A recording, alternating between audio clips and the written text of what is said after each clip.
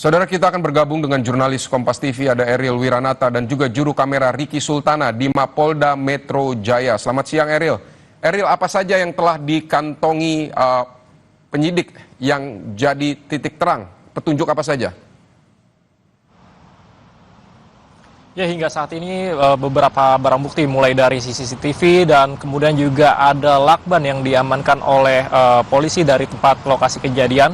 Dan selain itu juga barang bukti lainnya adalah unsur digital, di mana nantinya akan ditelusuri terkait dengan rekam jejak digital mulai dari laptop dan barang lainnya. Selain itu juga dikatakan ada barang bukti lainnya adalah kantong plastik, lalu kemudian juga ada dompet korban, yang dimana hingga saat ini dari Polda Metro Jaya sendiri masih mendalami terkait dengan rekaman CCTV yang diambil pada waktu kejadian, saat korban kejadian, yang dimana ditemukan pada pukul maksud saya pada tanggal 8 pagi hari. Dan selain itu juga memang hingga saat ini berkas sudah dilimpahkan ke Polda Metro Jaya, dan selain itu juga sudah diperiksa beberapa saksi, diantaranya adalah istri korban, kemudian juga pemilik kos dan tetangga korban. Dan selain itu dikatakan dari Kapolda Metro Jaya bahwa ditargetkan nantinya dalam waktu 1 pekan, maka dari kasus kematian yang masih menjadi misteri terhadap diplomat dari Kementerian Luar Negeri ini akan diumumkan ataupun nantinya akan diberikan mulai dari hasil otopsi, kemudian juga dari hasil pemeriksaan terhadap beberapa saksi, dan nantinya juga ada terkait dengan pemeriksaan dari jejak digital yang dimiliki oleh korban. Dan selain itu juga dikatakan bahwa dari 5 saksi tersebut nantinya juga akan diperdalam terkait dengan penyebab kematian. Dan memang informasi yang kami dapatkan dari polisi juga menemukan diantaranya adalah obat yang merupakan obat asam lambung dan obat sakit kepala. Namun hingga saat ini masih belum dapat dipastikan apakah obat tersebut ada keterkaitannya dengan kematian dari diplomat Kementerian Luar Negeri ini. Dan selain itu memang informasi yang kami dapatkan dari istri korban dikatakan bahwa korban menderita dari asam lambung, tetapi hingga saat ini masih belum dapat dipastikan karena masih menunggu hasil otopsi. Vidi.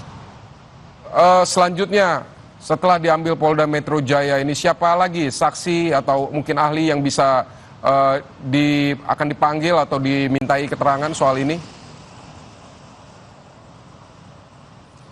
Ya, Vidi, memang dari Kapolda Metro Jaya mengatakan bahwa nantinya akan ada pemeriksaan lebih lanjut, karena memang ini pastinya akan menghadirkan dari ahli ataupun forensik terkait dengan pemeriksaan dari unsur digital, yang dimana nantinya akan pemeriksaan terhadap laptop milik korban, yang dimana nantinya ingin mengetahui percakapan korban terakhir kali ataupun keterkaitan korban dengan pihak atau beberapa orang lainnya. Dan selain itu memang hingga saat ini informasi yang kami dapatkan baru hanya ada 5 saksi yang diperiksa, diantaranya adalah istri korban, kemudian juga ada tetangga dari kos korban, selain itu juga ada pemilik kos korban.